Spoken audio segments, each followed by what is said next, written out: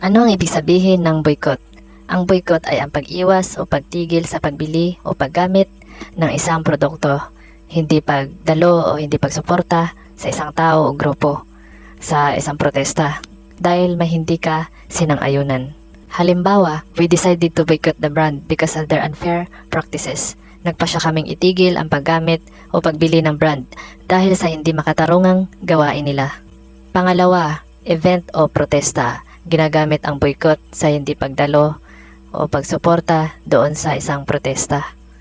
Halimbawa, many people boycott the event after the controversial issue. So maraming tao ang hindi dumalo sa event matapos ang controversial na issue. Pangatlo, tao o grupo. Ginagamit ang boycott kapag hindi na makipag-ugnayan sa isang tao o grupo. Halimbawa, some supporters boycott the politician. May ilang taga-suporta ang hindi na nakipag-ugnayan sa politiko.